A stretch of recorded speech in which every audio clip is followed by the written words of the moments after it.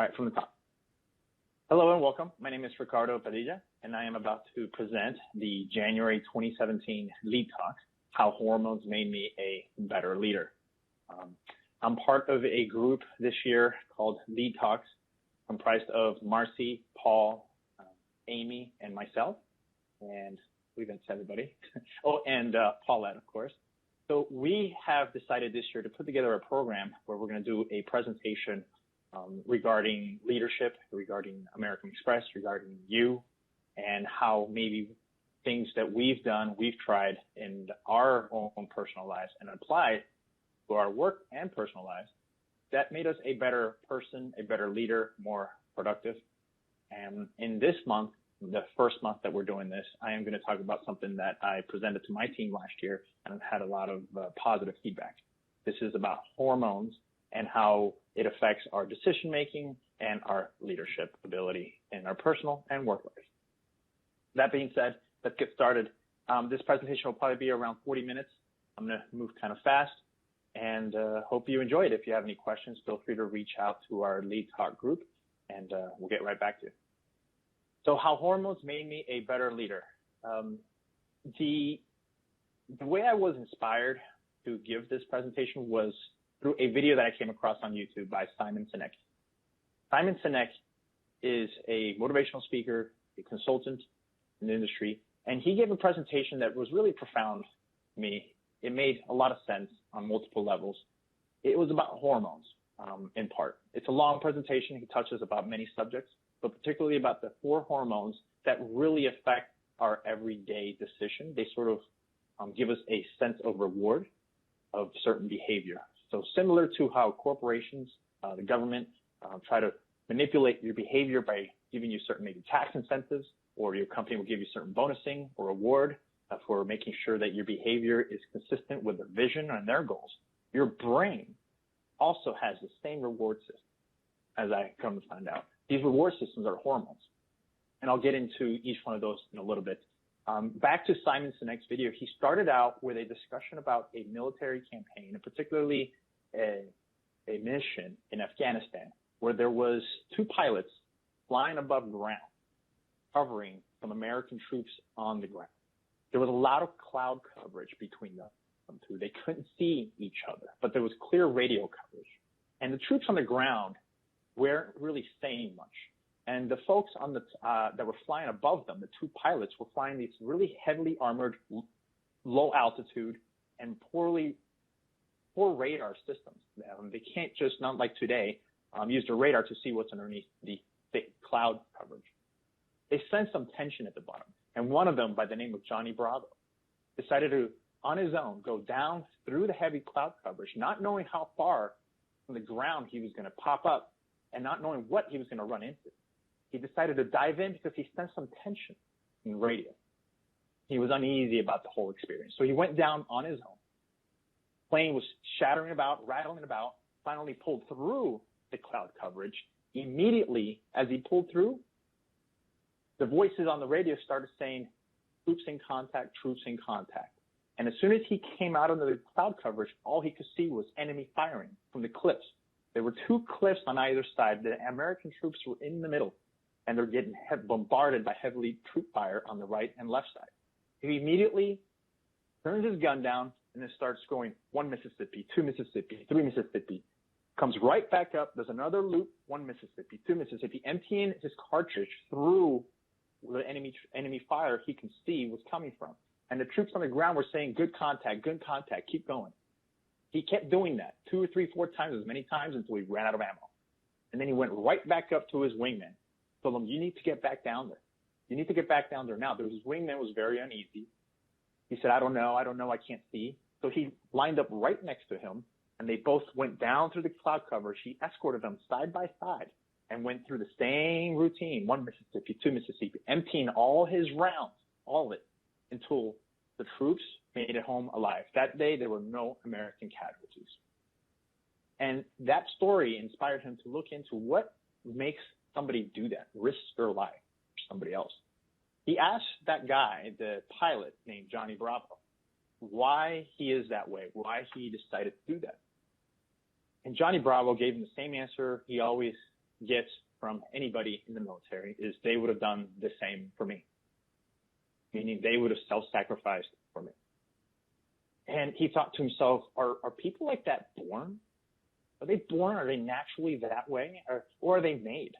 Are their leaders are always going to be leaders and everybody else is going to be a follower? Or are we all leaders, or are leaders made over time? So he started asking and researching, and he came across these hormones. And let me go to the next slide. And back to those hormones in a little bit. The differences between a leader and a boss, meaning a person of authority, are quite different. See, Johnny Bravo was a captain. He was clearly the one in charge about the cloud when he had a wing.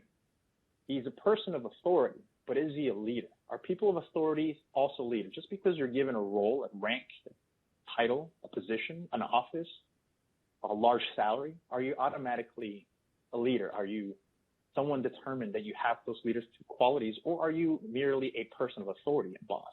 Are they the same? And I kind of wanted to pick the differences here because I sort of pursued my career at American Express and other companies before. I kind of made both the same in my head. I figure all bosses are leaders and all leaders are bosses. And I've come to find out it's not always the case. Sometimes people are given authority or high ranking just because there's nobody else, just because they just work the hardest. But it doesn't necessarily mean that they are exhibiting leadership qualities. And so I kind of wanted to portray here on the left-hand side, sort of the boss at the top, sort of he made it first, he's at the top of the ladder, and all his other colleagues and coworkers are still struggling. And the leader is the person right still trying to make the top, but making sure that he gets to the top with everybody else. And that to me is a leader. Someone who's willing to self-sacrifice, someone who's with the pack, not someone who's ahead of the pack, directing traffic. And the one on the right side, I thought it was really funny. Personally, I've been through some leadership training through American Express, and I've read a lot of self-help books and leadership books. And I thought, can leaders just read a book, go through training, go through a seminar, understand themselves better, and automatically they're a leader? Which is not the case. So I thought I'd put that on the right-hand side there. That's sort of joke about it, but set that sort of direction for the rest of the presentation. Going back to the hormones. The presentation from Simon Sinek, he talks about these four, EDSO. He will immediately highlight those if you watch the video. And he'll talk about ED, endorphin, dopamine, and serotonin and oxytocin, SO. And he'll draw a line right through the middle, kind of like how I have done. He'll talk about the endorphins and dopamine and how they're very much about self-survival, as I interpret it. And the other ones are about group survival.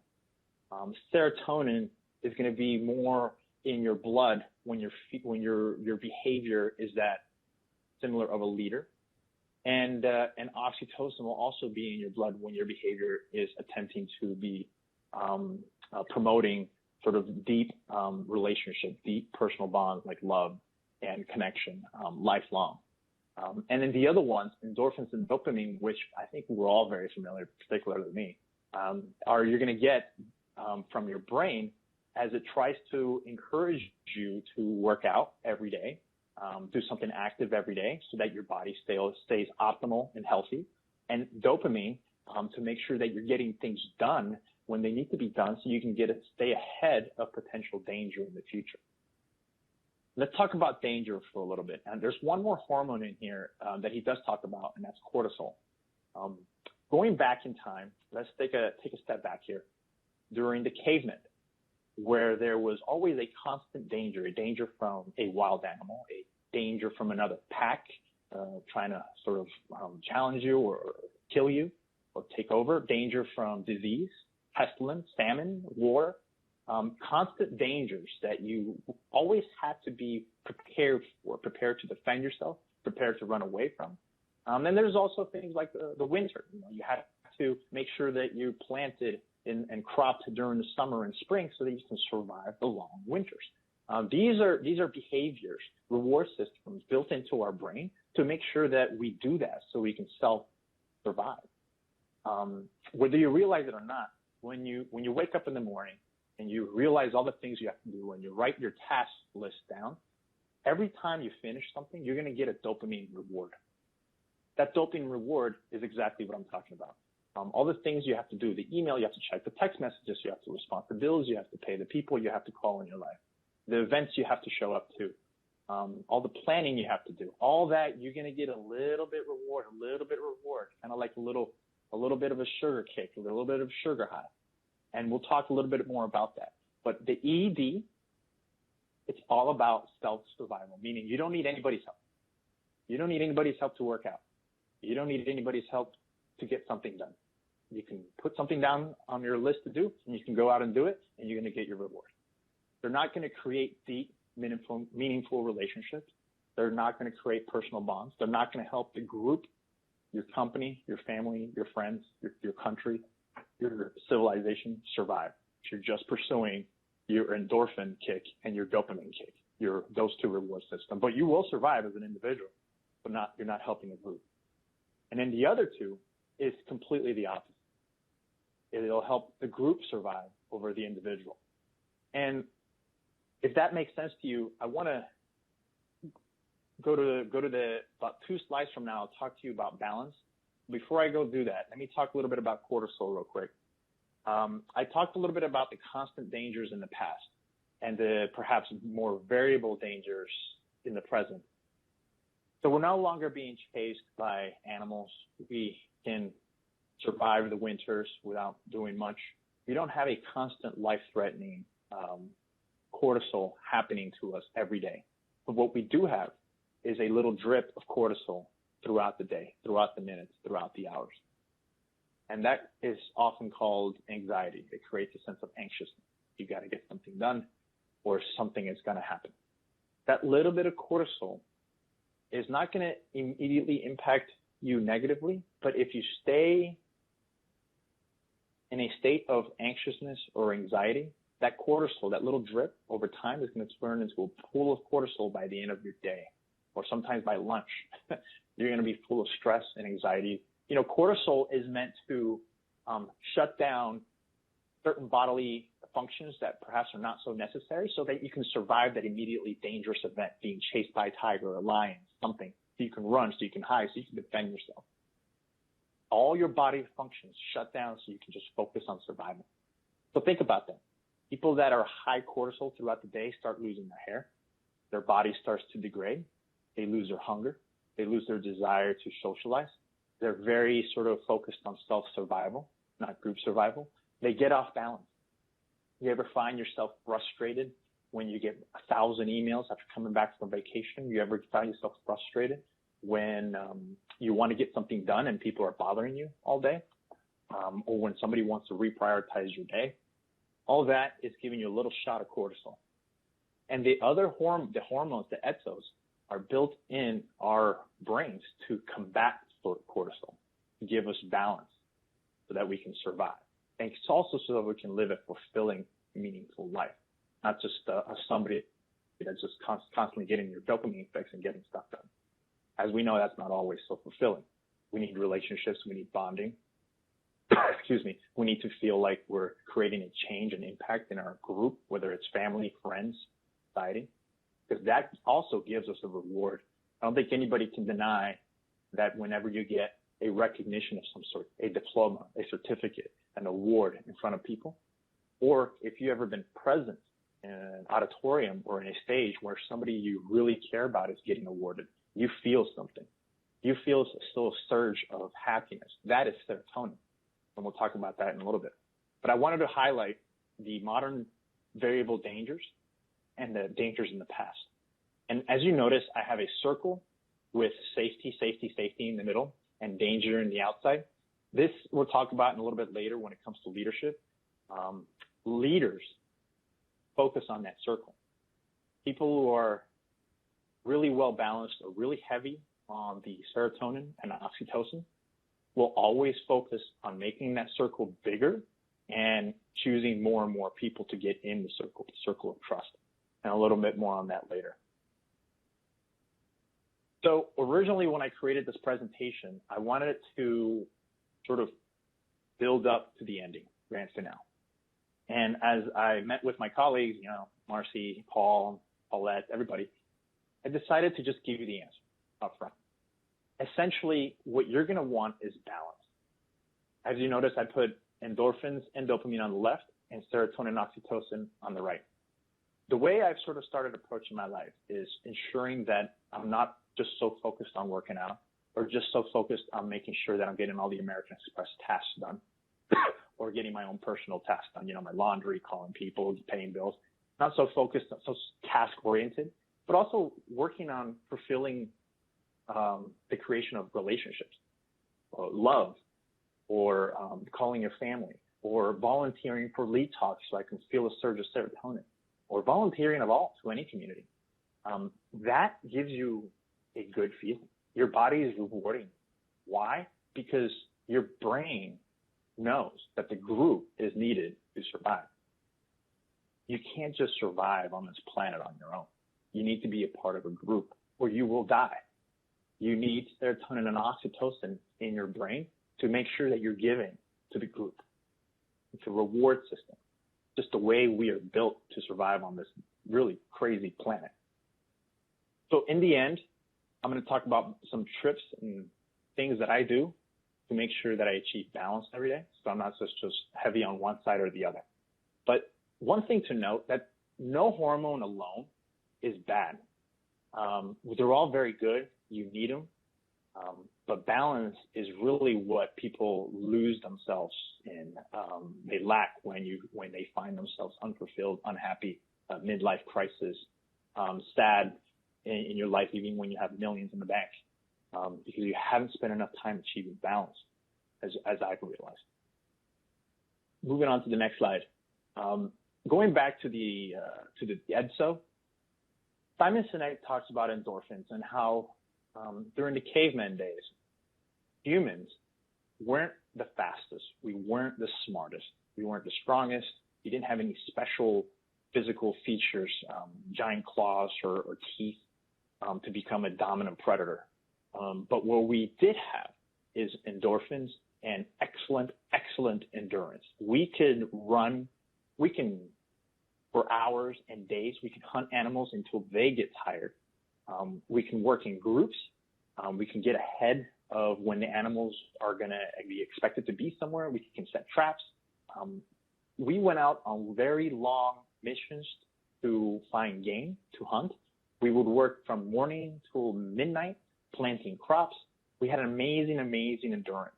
And in order to have that endurance, the muscles, the body, has to have a way to mask that physical pain, and that is endorphins. Endorphins are needed for self-survival, to be able to compete, to be able to work our way to the top of the food chain, to be able to survive on this planet. So that's why these exist, mask physical pain, endorphins. And that's something that you should build into your everyday life, some sort of physical exercise so that you get that reward from endorphins and you can achieve balance. In today's world, we're not being chased. We don't have to go hunting. Food is delivered to our door. So it takes a conscious effort and a habit to do this. We don't have to walk miles and miles and miles to get food anymore or to bring water back to our camp. That's all delivered. So we can very easily forget to spend time exercising and making sure we get our endorphin. So something to be mindful about.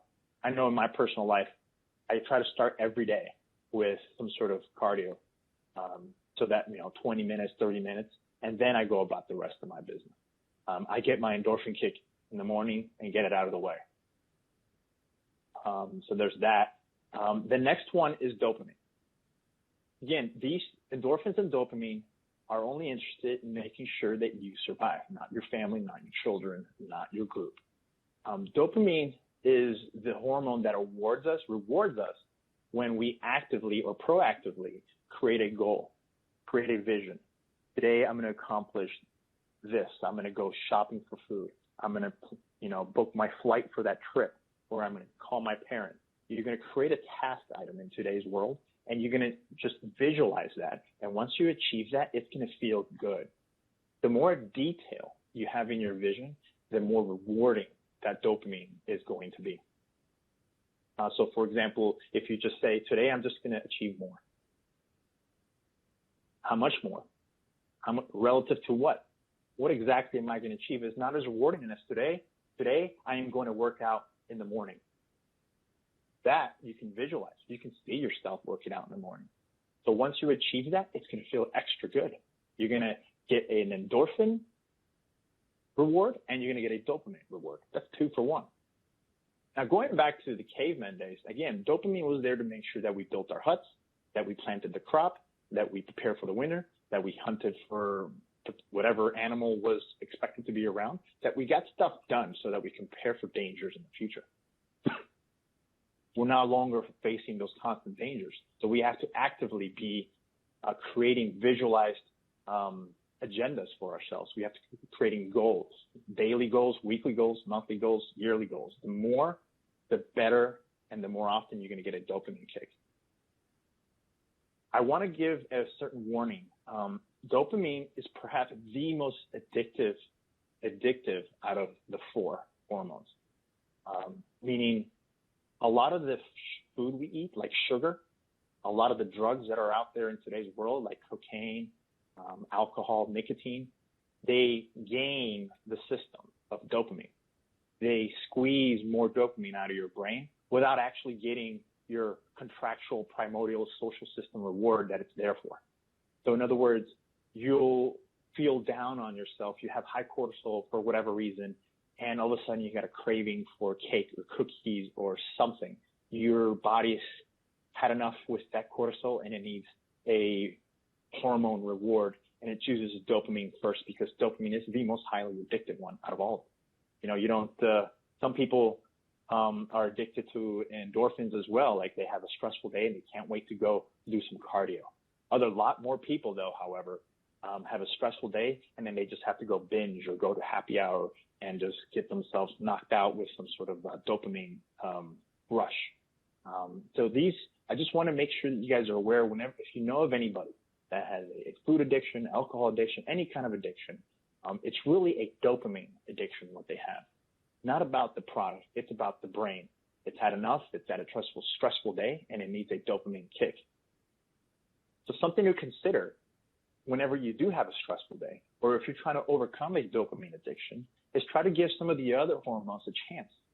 When you realize that you're craving a certain food or you're craving to go out and just party, you know, instead of that, go for a run or go do some cardio or go call your parents or go spend some time with somebody and get yourself serotonin rush or endorphin rush, or maybe go create a deep, meaningful relationship, or maybe enhance that relationship by spending time with somebody that you already love and trust. Get your oxytocin. If you get one of those others, you'll realize that you don't need so much dopamine as you thought you needed, and your body will thank you for it. It's, you know, serotonin doesn't come with calories, and neither does endorphins and oxytocin. So it's something to think about. People talk about ADHD, attention deficit disorder, multitasking. It really just, it comes down to dopamine. People who want to do 10 things at once, they just want to have that dopamine, bigger, more hits at once. That's all it is. Attention deficit disorder. It's not really a disease of some sort. It literally is just an addiction to your own reward system that you're going through. Balance. You find balance, and you'll find that addiction immediately going away. I'll stop right there with dopamine. Again, very, very, very addicting to get addicted to getting your tasks done or eating a certain sugar or food.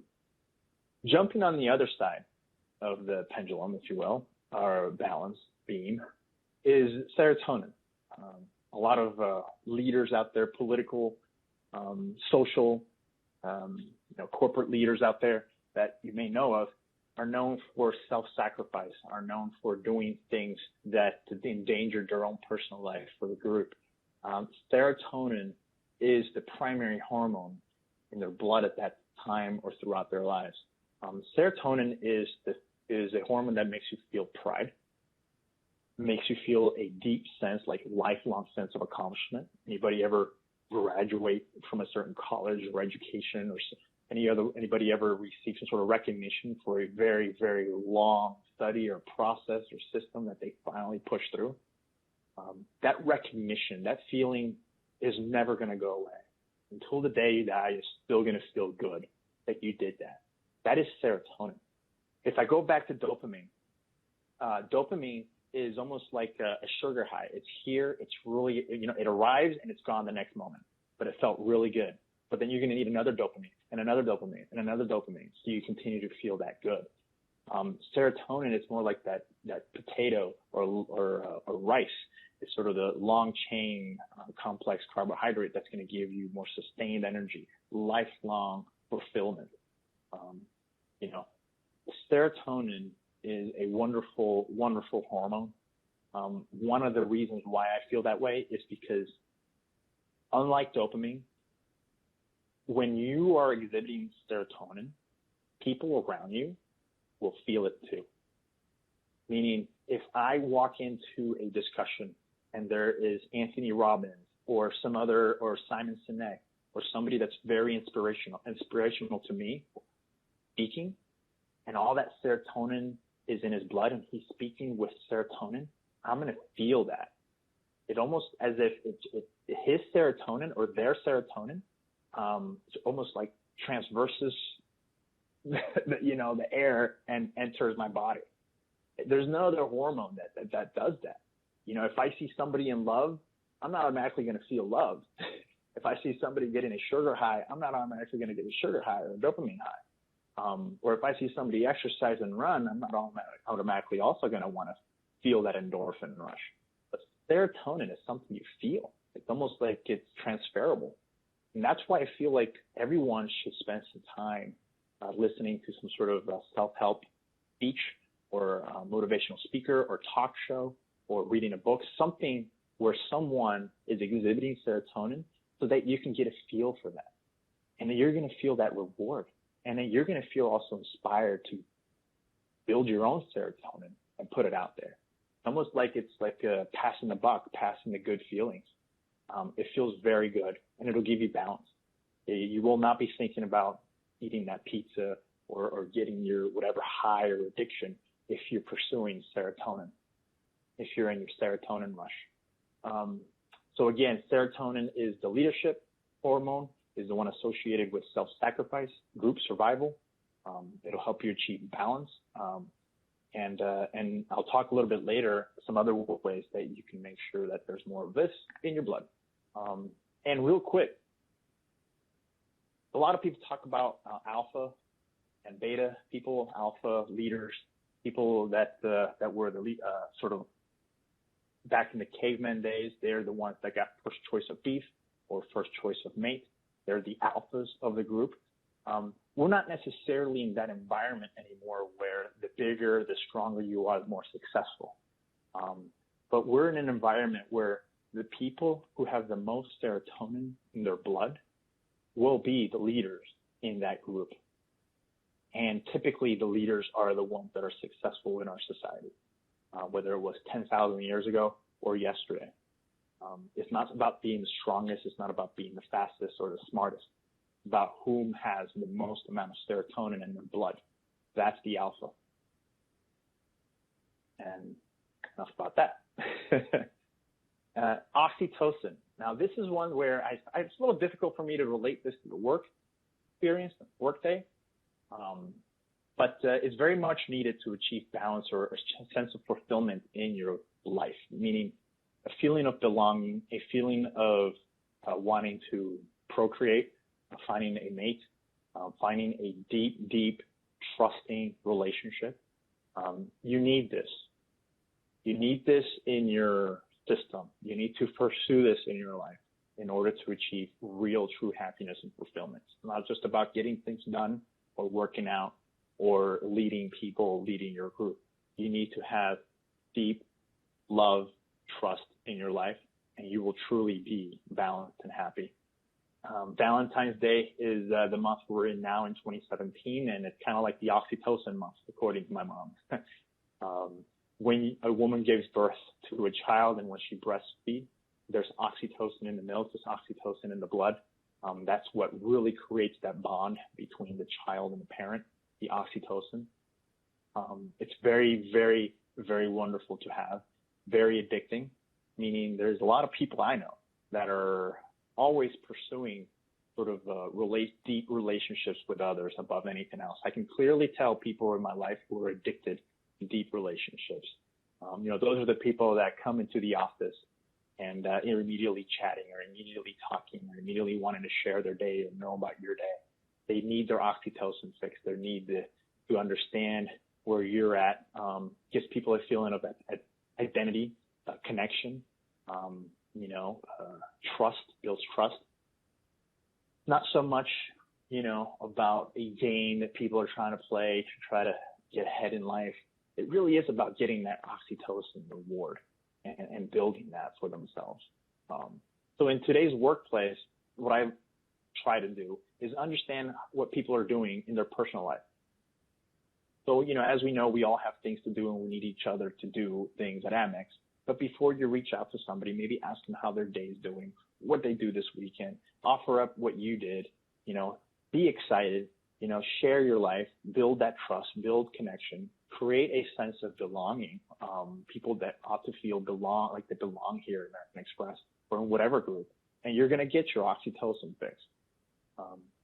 And you're going to achieve balance. It's not so much about answering the emails or getting things done all the time. That's oxytocin, associated with love, belonging, identity, deep connections with others. So going back to the achieving balance, I've definitely put a lot of attention in to make sure that I eat right. The food you eat very much affects the thoughts you have, meaning our body, our brain, meaning has a vagus nerve, a direct nerve connecting straight from your intestines, from your brain to your intestines. It's always been there. It's a bit of an alert system in case you eat something poisonous or something it's not really happy with. It'll immediately puke it out or let you know that it's not happy. If you put in food that your body can't really digest so quickly or so easily, or it doesn't agree with, you're going to know about it. It's not just going to affect you physically, but mentally. It's going to be maybe a little negative, a little down, off balance. So be mindful of what you put inside you. The more natural, if it's not in a box, if it's sort of when you go shopping, make sure you shop around the perimeter of the store. That's where the healthy stuff is, not in the middle. Less processed, more natural foods. Your body's going to know what to do with it, and it's going to be happy. It'll increase your ability to create serotonin in your blood. Remember, dopamine is a short-term, quick burst of addiction that's being gained by things like sugar or artificial sweeteners, things that are meant to, sell more product, not necessarily make you healthy. Also, your lifestyle, learning to meditate, learning to laugh more, learning to frame your mind differently, see things from multiple perspectives, not just one. Learning to breathe, take deep breaths. I'll talk a little bit more about being more in touch with your senses a little later. I also wanted to emphasize if you're an Amex employee, not a contractor, but an employee, you'll have access to the health system here at American Express. Definitely take advantage of that. Lots of interesting articles and interesting resources to understand what's good for your body. So food is important and your lifestyle as well. Healthy Living is the website here at American Express that tries to influence folks into choosing better options for their body, food-wise and lifestyle-wise. So I invite you to check that out. And again, this is only for the Amex employees, not contractors. A little bit back to boss versus leader. So something that I've been doing for myself is attempting to recognize the state of mind I'm in at all times.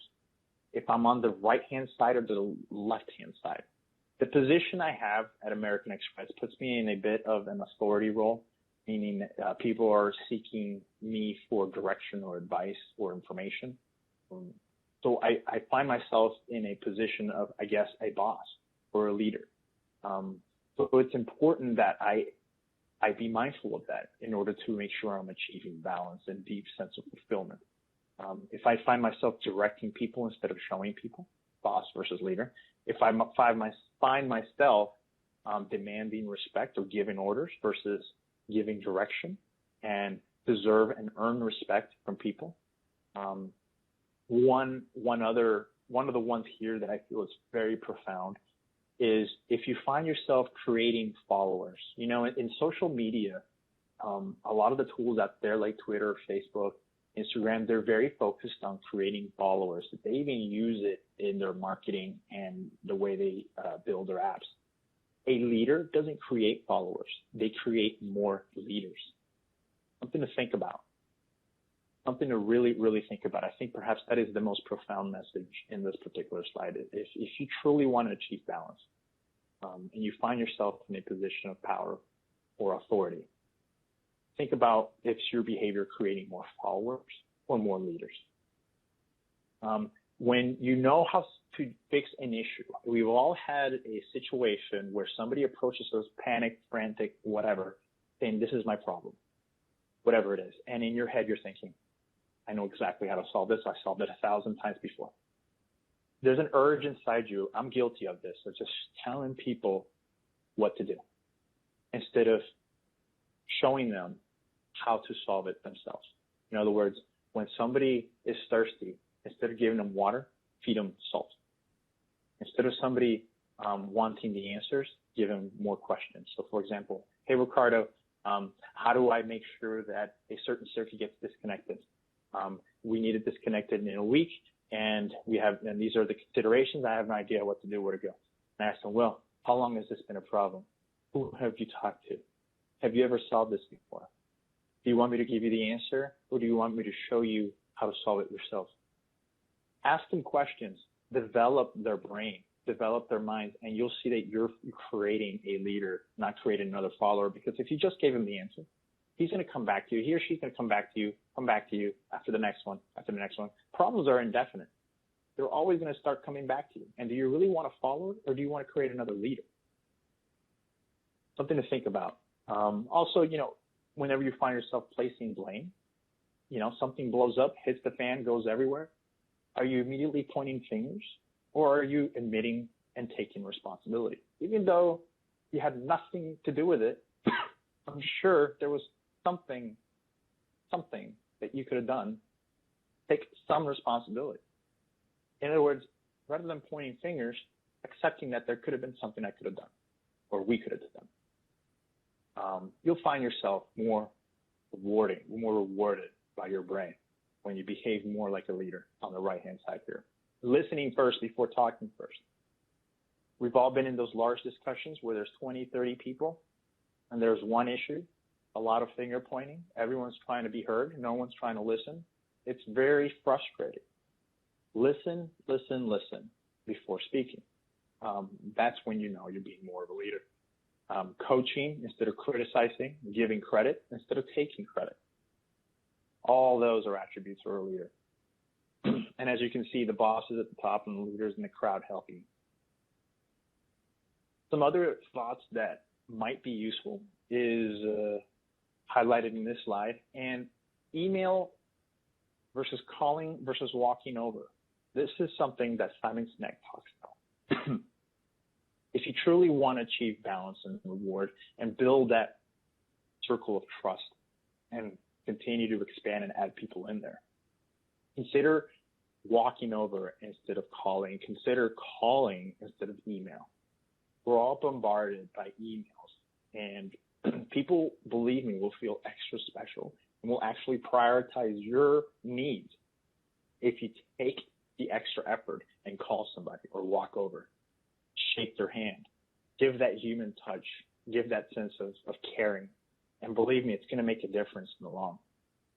Pausing for a thought. This one is actually rather new for me.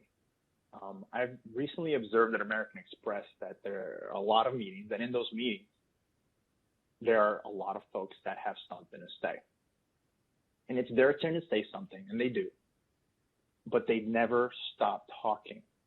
They have a barrage of things to say. And after a while, it seems to me that it's all about their speech and what they want to say and get off their plate and chest, that they never pause and allow people to digest, process, the information.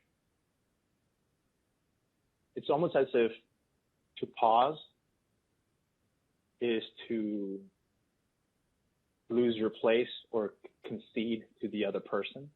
It's almost as if they pause, they'll never get their dopamine fix. They'll never achieve what they set in their mind as their vision to achieve. Today, I'm going to give my speech. I'm going to say this, and this, and this, and this, and I'm going to feel great about it because I really want to say this, and this, and this, and nobody's going to stop me. Nobody's going to pause me. You go on such a dopamine rush that you forget that this is a perfect opportunity for you to get a little bit of balance and create a conversation and pause.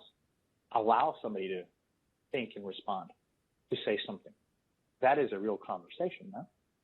So think about the next time you have to present a PowerPoint or speak to a large group or an individual. And there's a lot to say. There's a lot to cover. Consider pausing every sentence, every 2 sentences to make sure the person is caught up with you and understanding. So they not just for that, but also so that they feel included. So they feel like they're part of this conversation, part of the solution. That is a beautiful way to achieve balance and be more of a leader. It'll build trust. It'll allow others to feel that what they have to say is equally important as what you have to say, which people love, whether they admit it or not. It'll create a sense of respect between the two of you and honesty. And you'll work closer together as a team. So allow yourself to pause more, not just in your work life, but even in your private life. Pause more. There's nothing wrong with a little bit of silence. And at the bottom, I just wanted to illustrate the benefits of, spending time with your coworkers rather than just emailing each other or IMing all day, and calling them instead of emailing. Again, we're humans after all, and the tools are just here to help us, not the other way around. Use them only if you have to. The next slide talks a little bit more about being more mindful or present. One of the things I've started doing in my personal life and private life is to be more aware of my 5 senses. Too often, and maybe it starts at a young age, we get caught up on what's to come, the future, planning for tomorrow.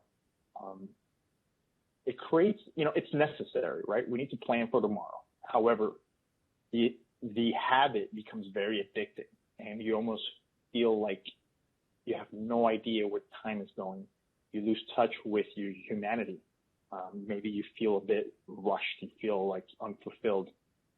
You're in constant stress of all the things you have to do. Is your mind full, or are you mindful? Sort of illustrates at the bottom. The 5 senses is really all you have to do to be more mindful. Pay attention to the only 5 senses you have. These are them: taste, smell, hearing, sight, and touch. Think about where you're at. What does it smell like? What do you have in your mouth? What does your saliva taste like? What are you hearing right now? What are you touching? Your fingers, your toes, your socks, the table. What are you seeing? Focus on each of the 5 senses. Go through the rounds. And you'll find that as you're focusing on each one, those little voices in your head telling you that, I wonder if I smell. I wonder if I forgot to do this. I wonder if I paid my bill. I wonder what this person's thinking of me. I wonder what I have to do tomorrow. All these things, all these little monkeys in your head, all of a sudden disappear because you're too busy focusing on your 5 senses. To me, it kind of reminds me when I was a child, and you really did not need much to have a good time. Somebody would give you a gift, you throw away the gift, you play with the wrapper because it's so interesting, Everyone has interesting experiences where they remember being a child and just being happy doing the silliest things. Because as a child, all you know are your 5 senses. You don't know about having a schedule and having bills and having all these things, all these monkeys in your head. The voices haven't started yet. And that's perhaps the most happiest times in your lives.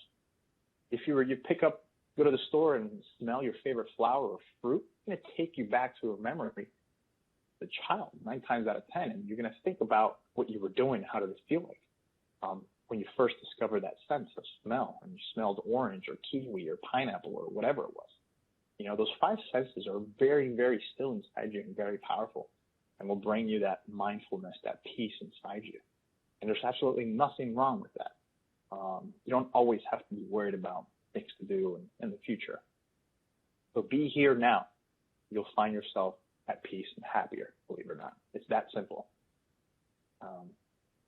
Moving forward to bring it back to work, and here's some information about being a boss and a leader. Again, the lead talks, I want to emphasize that these talks are going to sort of help you become a better you and more balanced you. The hormones of self-sacrifice, the serotonin and oxytocin, are very important as you get older, because you become a person of authority naturally. People start to look up to you, especially as you work up in your career. So I want to make sure I emphasize some of the differences between a boss and a leader. Again, it's not like boss is evil, leader is good, be more leader. It's, these sort of behavior patterns are needed and are going to be different in every niche, in every industry. Where you're a coach or a sergeant in the military or a boss or somebody that runs a franchise or runs an office. Sometimes you need a person of authority. Sometimes you just have to be that person that's going to just give directions, give orders. But sometimes no. So if you find yourself exhibiting a certain behavior, for example, taking credit or commanding people or using people, or always being the guy that knows how to solve everything, you just know it all. You've been around a lot. This is your network. You've done it all. So I have all the answers. But you find yourself telling people how to fix it or showing them how to fix it. You find yourself using people, using your engineer, using your contractors, using your lower band levels, or are you developing them? Are you showing them how to be a better version of themselves? Are you taking part of their lives, building relationships? Up to you on what you want to achieve, but I hope this slide helps you understand what you're capable of achieving. Serotonin swells your chest with pride. Everyone here has achieved the feeling, has felt the feeling of serotonin at some point. Everyone helps someone, whether it's your niece, your daughter, a family member, a random person across the street. It doesn't matter.